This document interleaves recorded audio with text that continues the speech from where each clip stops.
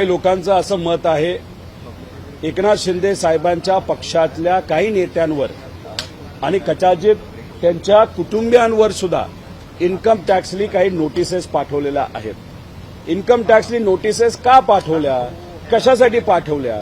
कारण का आज एकनाथ शिंदे साहेब हे सत्तेत आहेत आणि सत्तेत असणाऱ्या एवढ्या मोठ्या पदाधिकाऱ्यांच्या घरच्यांकडे जर इन्कम टॅक्स नोटिसा पाठवत असेल, त्यांच्या मंत्र्यांच्या घरी नोटिसा पाठवत असतील, तर मग कदाचित एकनाथ शिंदे साहेबांना असं वाटत असेल की आतल्या आत काही कुरघड्या होत आहेत का, आणि त्याची स्पष्टता घेण्यासाठी कदाचित दिल्लीला एकनाथ शिंदे साहेब गेले असावेत, अशी सुद्धा चर्चा तिथं सुरू आहे। फक्त आमचं एवढंच म्हणणं आहे की कुठेतरी बार्गेनिंग पॉवर भाजपची वाढावी आणि एकनाथ शिंदे साहेबांची कमी व्हावी।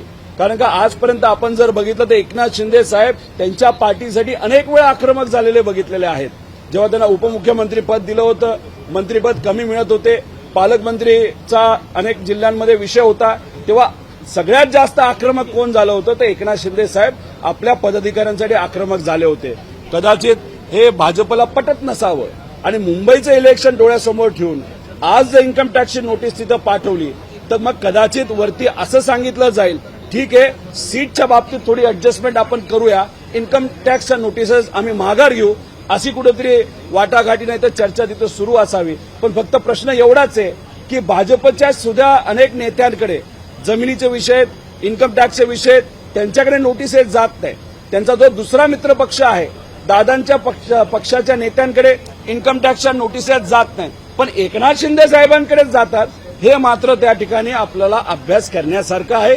कदाचित मुंबईचं इलेक्शन नाही तर एकनाथ शिंदे साहेबांची ताकद कुठेतरी कमी करण्याचा प्रयत्न हा भाजपकडनं होतोय, असं कुठेतरी चित्र आता आपल्या सगळ्यांना बघायला मिळायला लागलेलं आहे। आमचं एकच मत आहे, नेता असू नाही तर कार्यकर्ता असू, आमदार असू नाही तर कुणी असो, जेव्हा तुम्ही विधिमंडळामध्ये येता, या परिसरामध्ये येता, या परिसराची गरिमा राखणं ही आपल्या सगळ्यांची जबाबदारी आहे। विधान परिषदेमध्ये जे झालं, ज्याच्यामध्ये बाचाबाची झाली, बोलाबोली झाली आणि अतिशय खालच्या लेवलला जाऊन त्या ठिकाणी बोलाबोली झाली, मी या सगळ्याच आमदारांना विनंती करतो, हे सगळे चित्र हे लोकांपर्यंत जातात आणि आमदारच अशा पद्धतीने वागत असतील, असे बोलत असतील, असे फाईट मारत असतील, असे कुठेतरी केसरीची जशी कॉम्पिटिशन असते तसं कुठेतरी कुणी खेळत असेल, तर हे चित्र, हे व्हिडिओज हे लोकांपर्यंत, लहान मुलांपर्यंत जातात आणि मग कदाचित त्यांच्या मनामध्ये असं कुठेतरी होईल, एक नकारात्मक भावना आमदारांच्या बाबतीत होऊ शकते, या विधिमंडळाच्या बाबतीत होऊ शकते। इथं काय चालतं तर मस्ती चालती, टाइमपास चालतो, खालच्या लेवलचं भाष्य चालतं, अशी जी प्रतिमा आपल्या सर्वांची लोकांपर्यंत गेली, हे उद्याच्या भविष्यासाठी आणि नवीन होणाऱ्या आमदारांसाठी योग्य ठरणार नाही असं वाटतंय।